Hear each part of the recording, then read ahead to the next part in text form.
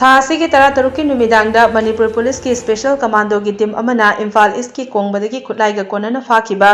ꯈꯨꯟ ꯉꯥꯛꯄ ꯚꯣꯂꯟꯇꯤꯌꯔ 5 ꯑꯗꯨ ꯉꯁꯤ ꯃꯔꯤ ꯂꯩꯅꯕ ꯁꯦꯁꯟ ꯖꯖ ꯏꯝꯐꯥꯜ ꯏꯁꯀꯤ ꯀꯣꯔꯠꯇ ꯚꯤꯗꯤꯑꯣ ꯀꯟꯐꯔꯦꯟꯁꯤꯡꯒꯤ ꯈꯨꯠꯊꯥꯡꯗ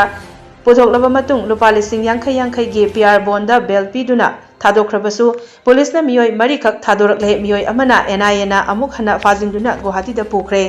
ngasi कोर्टना बेल पीख्रबा खुन ngakpa 5 अदुदि सिंजमई सोरोखाइबम लेकाइदगी मोइरांगथेम आनंद चही 95 अपोकपा लेखिद्रबा एम अचौ कोंगबा नोंथोंबम लेकाइदगी अथोकपम काजिद एलाइस किशोरजी चही 38 अपोकपा ए धनंजय खुराई अहोंगैदगी लौक्राकपम माइकेल मंगांगचा एलाइस टोलोमु चही 30 अपोकपा लेखिद्रबा एल इबोंतोन सगोलबन सयांगदगी कोंथौजम रोमोजित मैतै चही 19 अपोकपा के मेगाजिट अमसुंग सिंजमई सोरोखाइबम लेकाइदगी कैसाम जॉनसन चही 35 अपोकपा के इबोमचानी मखोई 5 मक कोर्टना बेल पीदुना थादोरक्लबा मतुंग इम्फाल वेस्ट पुलिस स्टेशन दा मियामना थुमजिलक्तुना कोर्टना थादोरक्खरबा मखोई 5 मक मियामदा सिनौ हाइकी मियाम अदु पुलिसना टियर गैस सेल सिंकापतुना तनखाइकी तुंगदा मखोई 5 गी मनुंगदगी सिंजमई सोरोखाइबम लेकाइदगी मोइरांगथेम आनंद चही 95 अपोकपा लेखिद्रबा एम अचौ हाइरिबा मियोय असी NIA ना अमुक हन्ना फाखिबनी अदुगा मियोय मरी थादोरखिबनी हाइरी सिंगयां खैगी बोंदा लुक सिरती अमा यावना 5 मक थाखले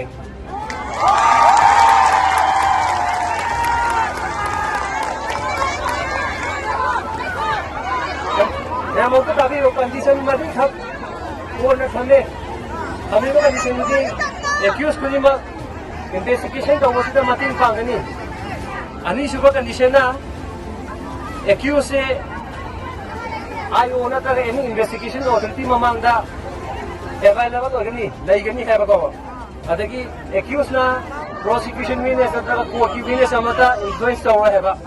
मरी सुबदना मणिपुर स्टेट से थादो अगा चतोय हाइबसिदा लिसिंग यांखै की बोंदा गारंटर यावना सिउदी यावना थादो एमएम इमाइ बे फनम इंग सिंगना वा रुबम मयामदो कोथाबिरो हौजिकी